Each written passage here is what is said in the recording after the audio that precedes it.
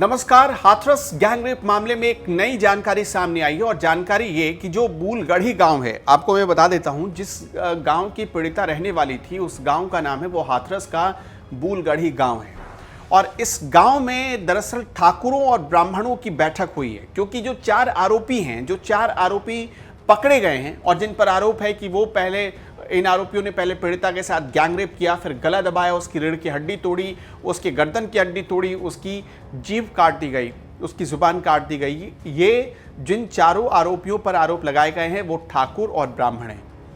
अब खबर यह है कि बूलगढ़ी गांव में शुक्रवार को एक बहुत बड़ी जनसभा बुलाई गई। और जनसभा किसने बुलाई? मुखिया, सरपंच और बाकी वहां के लोगों ने बुलाई, जिसमें ठाकुर और ब्राह्मण ही पहुंचे थे। और इसके बाद तय हुआ कि ठाकुर और ब्राह्मण मिलकर गांव में किसी को घुसने नहीं देंगे।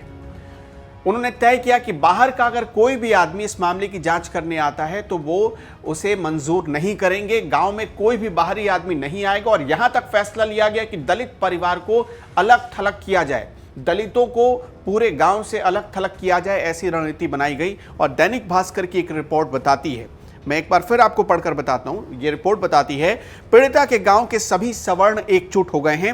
इनमें ठाकुर और ब्राह्मण भी शामिल हैं।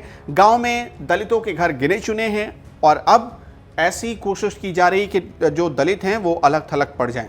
अब ऐसा क्यों हुआ ये सुनिए। ठाकुरों का कहना है कि दरअसल कोई भी गैंगरेप की पुष्टि नहीं हुई है। उनका कहना था कि जब मेडिकल रिपोर्ट में गैंगरेप की पुष्टि नहीं हुई है तब आरोपियों को किस आधार पर निशाना बनाया गया। इस घटना की सीबीआई जांच की मांग करते हुए दोनों पक्षों के नार्को टेस्ट कराए जाने की भी इस बैठक में मांग उठी है। और यह भी फैसला लिया गया है कि पीड़िता के गांव में किसी भी बाहरी शख्स को घुसने नहीं दिया जाएगा। यह भी फैसला लिया गया है। और साथ ही ठाकुर समाज से संबंध रखने वाले एक विधायक ने यह बयान दिया था कि लड़की की हत्या में उसके परिजन शामिल हैं। तो ठाकुर अब इसी बयान के आधार पर अपना पक्ष रखेंगे।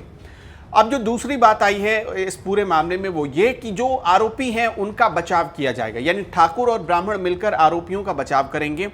वैसे मैंने आपको पहले ही बताया कि जो भी इस मामले में आरोपी हैं वो ठाकुर या ब्राह्मण समुदाय से आते हैं। तो अब ये पूरा झगड़ा एक लड़की को इंसाफ दिलाने से हटकर जातिगत झगड़ा हो गया है। एक तरफ ठाकुर ब्राह्मण है और दूसरी तरफ दलित हैं।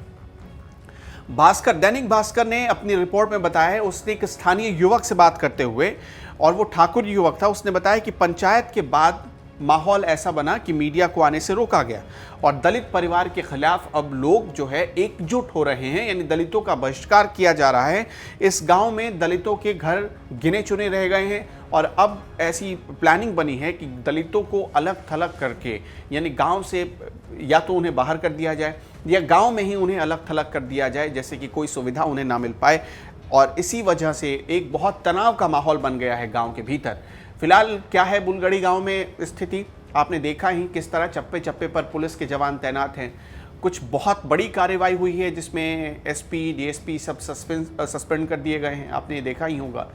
लेकिन अब ये भी सवाल उठ रहा है कि डीएम, एसडीएम, एडीएम पर कब तक कार्रवाई की जाएगी। उन पर अभी तक कोई एक्शन नहीं हुआ है, तो अब उसका भी इंतजार रहेगा। लेकिन बूलगढ़ी गांव में इस बैठक की क्या सच्चाई है, सरकार को ये ज़रूर बताना चाहिए। अगर ठाकुर ब्राह्मण वर्सेस दलित इस वक्त गांव में चल रहा है तो समझिए और भी हालात विकराल होने वाले हैं।